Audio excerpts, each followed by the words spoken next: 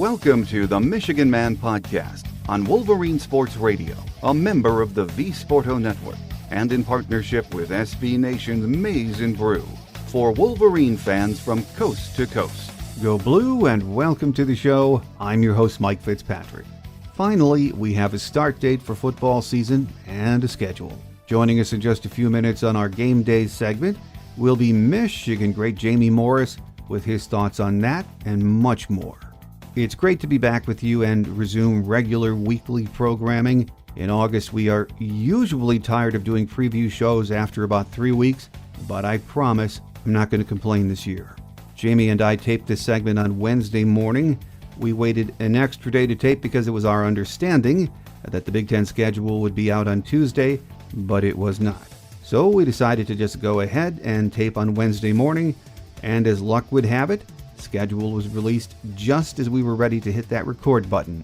I'm excited, and I know you are too. The sobering thought, though, is that this season might never happen, could be interrupted, or have some teams not able to play for periods of time. There are just so many unknowns. That said, let's take it a day at a time and not get too high or low. Until further notice, we will approach August like we have for the last 11 years doing this show, previewing another big season of Michigan football and keeping our fingers crossed this year. My guest today says both players and fans are ready for some Michigan football. Michigan great Jamie Morris is up next here on The Michigan Man, so stay with us.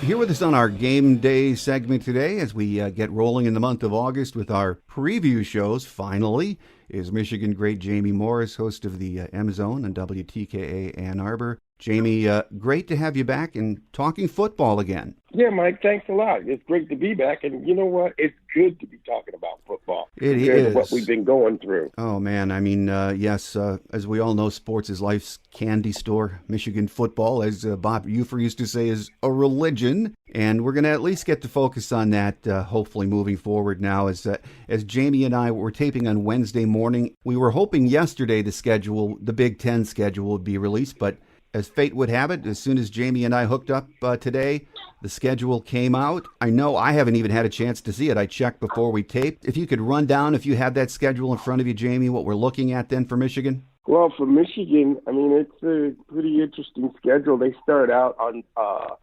September 5th against Purdue. Come back the next week. They go to the Little Brown Juggers real early against Minnesota, which is a big major game, I think.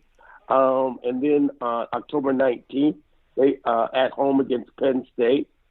That was September 19th. September 26th, they travel out to Rutgers. October 3rd, they play Michigan State at home. And then on October 17th, at Indiana. October 24th, they play the game against Ohio State. And then October 31st, it's Wisconsin at home. And then we're into November 7th against a Maryland team. And then at home. And then they on the road for the final on the 21st. At Northwestern. Probably not even a surprise that we're playing the Ohio State game in October. That's been a point of discussion in the media now for some time, that the Big Ten approached both schools about doing that. I think this year everyone's going to be so happy just to have football that we know it's just a one-year thing. Yeah, I think so. And they've been, I think, and like you said, the Big Ten as well as the schools have been prepping fans and everyone about the schedule. So, and saying that Michigan, in this pandemic, you got to understand that Michigan and Ohio State, we're going to try to play it. And, they couched it by you want to play it as soon as possible. So I was thinking maybe it was going to be in the top 4. So yeah. it's funny that it's down that low. So the 10-game schedule is out, which is great news, which everyone will have digested by the time we air the show tomorrow. But is there any mention of the Big Ten championship game? I know yesterday, well, actually Monday and Tuesday of this week, there had been some talk that the NCAA was going to vote, and that was supposed to be, from what I understood yesterday, still haven't seen anything, as to whether championship games in all sports were going to be conducted. I haven't seen anything on that yet, Jamie. The championship game is December 5th with a possibility open day, December 12th, if they have a breakout. They got an open week, November 28th. They played. They say the schedule December 5th is the championship game, the Big Ten championship game. They also have December 12th and December 19th open for if they had to do a 2-week layover. So they are well prepared in setting things around. And that's exactly what we had expected the schedule would look like, so that's great news. The thing we're all going to have to watch, maybe Major League Baseball has been a good example for us so far of what we hopefully won't see but could expect, is what happens when these positives reach a certain number. I know the Big Ten was supposed to release a protocol sometime today, maybe with the schedule, as to what's going to happen. That will be the thing to watch as we move forward, Jamie. These tests, and we're seeing with Rutgers, it's serious stuff. It is. And, it goes back to, I go back to my day. It's all about discipline. It's all about accountability. Players have got to start respecting what their coaches want them to do. This is not a virus that we can play around with. If you go out after practice, you go out to a bar or an establishment to eat and whatever, you've got to take precautions. You've got to wear the mask. You've got to be 6 feet apart. You've got to do the things to help you and your teammates. And that's what's happening. You're getting casual contact from just normal people in society now. Just look at Major League Baseball. That's how it got out of control for St. Louis. Guys went out for a couple of drinks at a bar. Kaboom. Spread on the roster. Campus party for Rutgers, they believe, is where this got out of control. So you're right. The key word in all of this is discipline. These guys listening to what their coaches and medical staff tell them to do. Exactly. And that's the key. Look, I understand that they're young. 18, 19, 20-year-old young people. They want to live life at the fullest. And, under normal circumstances, Mike, they could do that. But right now, we're going through a pandemic. We're actually trying to bring sports back. You want to do this? Some players are deciding that they don't want to do it. But if you're all in, you have to be all in with your teammates. Absolutely. And you mentioned about some players opting out. We're starting to hear stories in the media about that. I think The Athletic yesterday ran a story that we might see, maybe not an avalanche, but a lot of people who think they're first-round draft picks maybe opting out this season. They even mentioned Justin Fields might be thinking about it. That is the next thing to keep an eye on, isn't it? It is. Yeah, it may. A lot of people. I was watching earlier this morning, Jerry DiNardo. He was saying that, these are young people that are talking about making millions of dollars. If you know that you're a potential first or second round pick, you need to protect yourself as your family and your friends. So that being said, back in my day, we would have never thought of it that way. No. But again, things have changed, and you have to think about, number one, yourself. And then if you are in, you got to think about your teammates. Absolutely. And taking that account. So, there's some things that young people have to be accountable for nowadays. With the schedule being released, it was again mentioned that the official start date of practice would probably be August 7th. Is that still the case? I think that's still the case. They're talking about it right now with the commissioner on BTN.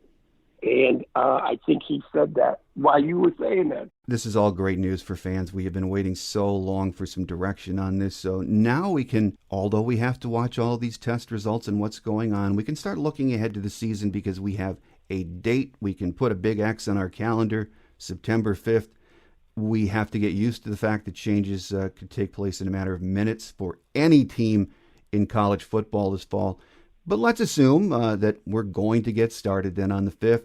Looking at this Michigan football team on the offensive side, most fans are watching the battle at quarterback. That's usually the way it is every year. And we have two good ones doing battle, don't we, Jamie? Yeah, we have two great ones that have been biting at the bit to have an opportunity to play. And you've got two guys that are ready to lead this team. The team not divided, but they understand they have two choices. And that being said, they both may play in the first game. Yeah. Well, and that's the thing. They didn't have spring practice, and I know that was probably a little more important for Milton than it was for McCaffrey. If they're both very, very close, I think Jim in the past has said if I have two that are that good, he even talked last year about playing two quarterbacks, so it's not out of the question. He's not afraid of doing it. I think Josh Gaddis thinks both of these quarterbacks are capable of running the offense. He's very confident going in. They've had a year under their belt to consume this offense and make it their own. I mean, the coaches know the strength of both of these quarterbacks, what they can and cannot do. They've worked on skills and different things like that. The quarterbacks during the pandemic have gone their different ways, have trained with, other people and have honed their skills. And now that they've got a chance to come back together, will be interesting to see what happens. Back at your old position group, probably as much depth and talent as we've had in a while, Jamie. And talk about those running backs and maybe the one or two who you expect right now to get most of the carries this fall. Well, the two guys that are the guys that finished the season last year, Zach Charbonnet and Hassan Haskins. I mean, they came onto the scene young. Hassan Trenton came over from the defense to play on the offense, and we didn't expect what we saw Zach as a freshman, the way he played, looked like he was playing beyond his years. So you've got to be impressed with that. But you have Chris Evans coming back, being able to get everything situated out with the school and everything. And now with him coming back, you have a veteran running back who actually has not played in this offense, but it's his type of offense. I mean, you can spread him out and throw the ball to him. You can bring him in. You can run the ball inside, outside. So he's perfect for it. Christian Turner, that young man, I'm proud of him. A lot of people said that he would leave, he would transfer. He came back, and that means one thing: he's got character, and he's got determination, and he's ready to play. He wants to play, and he thinks he can. So good for him. And then Blake Corum, a young freshman potential guy coming in who's going to give you more asset to that running back room. So if you ask me, Mike, if you're going to ask me to pin me down to a running back, I'm going to say to you, it's running back by committee, because they got too many dogs in that gate, behind that gate, ready to play and they're biting at the bit to play. Well, it's a pretty impressive committee, and I think we're all very happy to have that much depth for the first time in a long time. When you look at the guys in front of them who are going to be paving the way, as Coach Jerry Hanlon used to say, a lot of the preseason magazines, seem somewhat skeptical. They think the offensive line is very young. It's a big question mark. One thing that is not a question is there's a lot of talent there, isn't there, Jamie? Oh, there's a ton of talent at the offensive line. Again, allowing these young men a year to get under their belt. Yes, we lost a lot of offensive linemen, talent in that offensive line. But losing that offensive line, losing all of that, you had some guys that had to sit back and watch. Don't be so apt to just point the finger at them being so young. They've had an opportunity in practice to go against the veterans. They've had an opportunity to watch the guys in front of them. People don't really know the value of being able to watch it being done and then going out and replicating that. Now, we didn't have a spring. A chance not to have a spring ball. That hurts a little bit. But if these guys come in ready to go, they got a coach who's done it before. he knows he's a veteran coach. He knows how to develop these young men, and they just gotta be able to listen. Again, it's all about discipline. Know your assignment, know where you need to be, and block your assignment. And they will keep it as simple as possible, understanding that they're learning on-the-job training. Well, Nico Collins is back at wideout. We expect him to have a huge year. But other than him, who else should we be watching in that receiver group that we think might emerge? Ronnie Bell. I mean, Ronnie Bell is going to be a great wide receiver. I mean, he's already a good one, but he's a young man that's poised to be a great wide receiver. I see some freshmen coming in. They're playing really well. One receiver, Giles Jackson, he can fly. The young man has shown that he's electric when he's returning the ball. You get the ball in his hands. He can play both. I mean, you could put him in the backfield, or you can spread him out. It seems like he's done a great job. He's getting used to the system. When you hear the murmurs that they're going to do some things with these wide receivers and the young men that are coming in, the freshmen that are coming in, that are going to be great too. So I look forward to seeing this wide receiver crew because, again, another year of Coach Gaddis' offense, and you've had a chance to absorb it, get it into your head. I mean, I don't want you to be overconfident, but you be confident that you know what you're doing now. Well, over at the tight end spot, Nick Eubanks accounts for, I think, 90% of Michigan's career receptions from the tight ends on the roster. That said, we do have some other young talent to keep an eye on, don't we, Jamie? Like Luke Schoonmaker, Eric All, and a couple of converted backs are also in the mix, aren't they? Oh, yeah. I think you got some good potential tight end guys. I mean, what they lack in experience, they have in determination. They want to play. And, I mean, Nick Eubanks is coming off of, a year of learning again, but now he feels at home in this offense. And I think that he has something to prove too. He wants to come out and perform at a level that he thinks that he didn't perform the past year. And then with Eric All has been talked about. Now it's time for him to deliver and give this offense something. Josh Gaddis says it best. We're not just going to throw to one person. We're throwing to everybody, and we're going to throw it to the hot man, the guy that can catch the ball. So look for the tight end to be a big target in this offense this year. I'm so excited to see how Josh Gaddis uses all these weapons this year, Jamie, because overall, I mean, the preseason magazine people are pointing out, okay, you have a lot of unproven talent on this team, but we saw the offense last year taking shape. It is going to be exciting to see how he uses the weapons, isn't it? Oh, my goodness. I can't wait. He's like a kid in a candy store. and the thing about it is, Mike, these kids trust in Josh Gaddis now. They've had a chance to be in this offense, see this offense. I'm gonna equate it this way.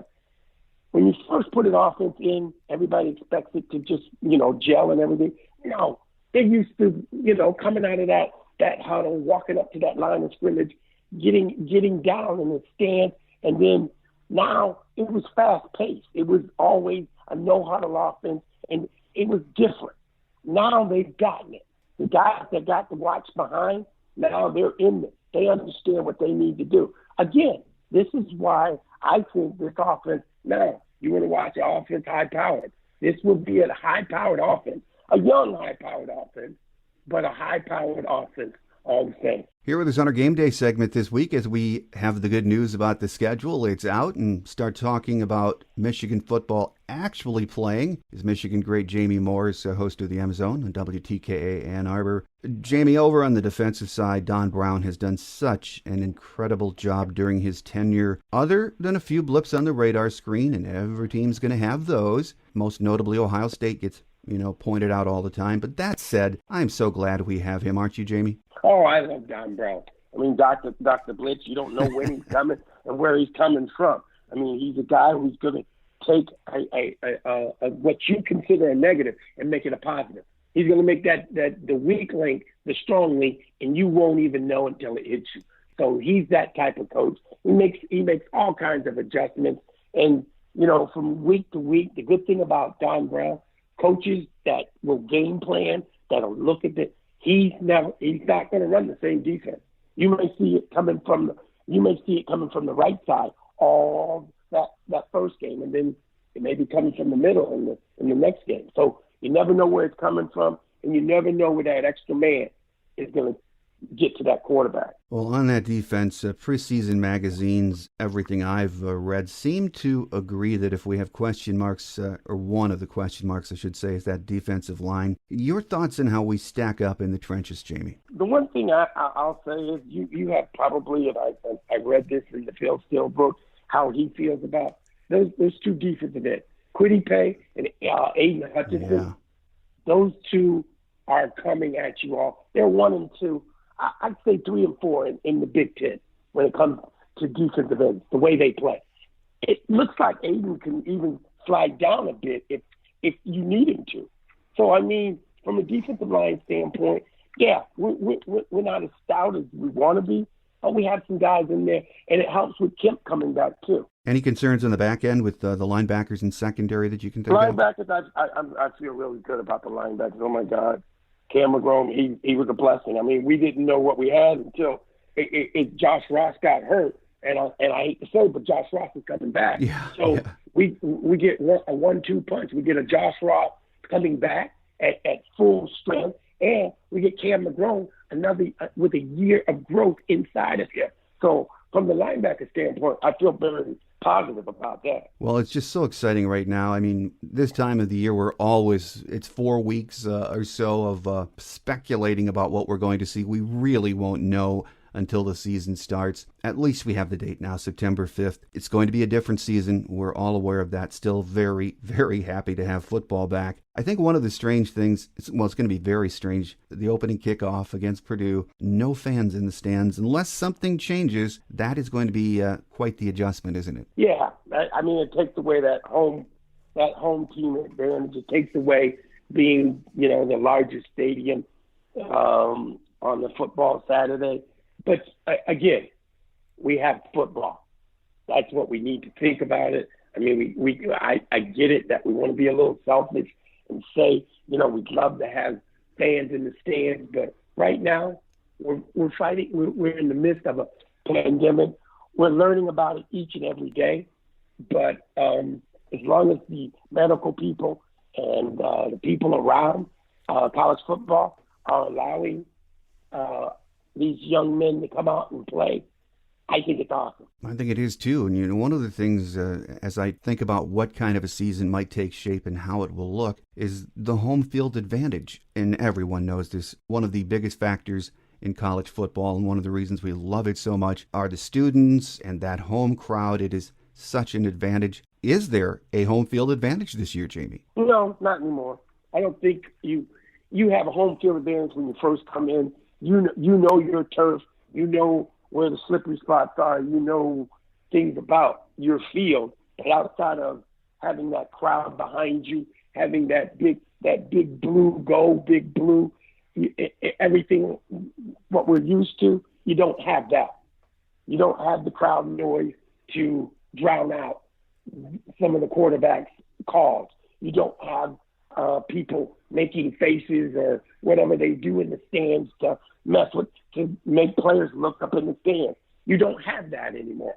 But what you do have is it's in your house, a place you're used to, and you know what you need to do. And I think we're just all so excited to have football back after what we all have experienced this year, that we know it's just this year. Things will get back to normal, knock on wood, in next year. We shall see. Final question for you, Jamie, and then we'll let you get away. As a Michigan great, former teammate of Coach Jim Harbaugh's, you know all about expectations when it comes to Michigan football. So on paper, do you think we are inching closer to being a team that can compete for a Big Ten championship and finally slay that dragon in Columbus? I think we can. It's particularly this year. I think you got an opportunity to go down to Columbus. It's earlier in the year. They don't have 12 weeks to get ready for it. They have some weeks to get ready for it, but you can go down there and you can beat Ohio State. But it's going to take that determination. It's got to take that belief, and it's got to be a belief for every man and every coach that goes down to Columbus. That's what it's going to take, and it's going to take 60 minutes of football. Mm-hmm. You can't just come out there and play in the first quarter, second quarter, third quarter. You've got to give everything to that game. Leave nothing on the field. Leave no doubt. And that's what it takes. I mean, I guess everybody says that, we can't. Yes, we can. We can beat this team. We just got to out-hustle, out-hit, out-run, and be ready to play each and every play. We started the interview with great news because the schedule had just been released as we were getting ready to tape. So we have a lot of information that will be coming our way over the next couple of weeks. And, of course, the previews for the season. But how exciting it is. Very fortunate to have as our guest today Michigan great Jamie Morris, host of the M Zone on WTKA Ann Arbor. Always gracious with your time, Jamie. We enjoy having you on the show, and we look forward to the next time we chat talking about Michigan's next opponent. Well, Mike, I appreciate it. Thank you very much. I apologize for my voice. And as I told you, I just have a newborn son he's going to be 4 weeks old on Saturday. Wow. So it's incredible. And yes, I do put in some dog hours a little bit, so mommy gets some time to sleep. She's been a yeoman's job, and everybody's healthy. God, and he's a typical Morris. He showed up 4 weeks early, if you can imagine that. Oh, boy. Well, you have a lot going on, so the important thing is enjoy, baby.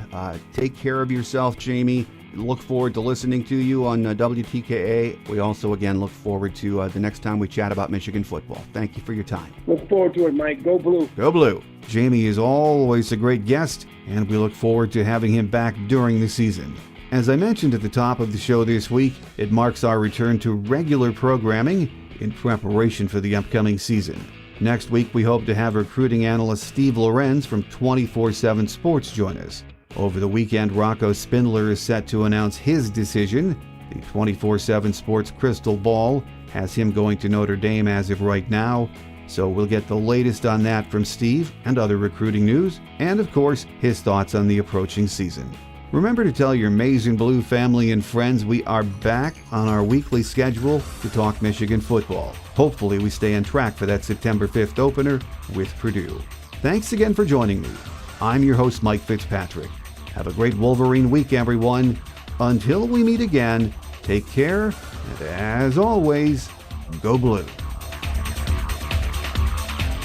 Thanks for joining us today on The Michigan Man, here on Wolverine Sports Radio, a member of the V Sporto Network, and in partnership with SB Nation's Maize and Brew. Our listener lines are open 24/7 for your calls at 313-263-4842. That's 313-263-4842. Or email us at themichiganmanpodcast@yahoo.com. That's themichiganmanpodcast@yahoo.com. The Michigan Man Podcast is produced at the studios of Robin Lynn Productions, Allen Park, Michigan, and is not affiliated with the University of Michigan. Go Blue!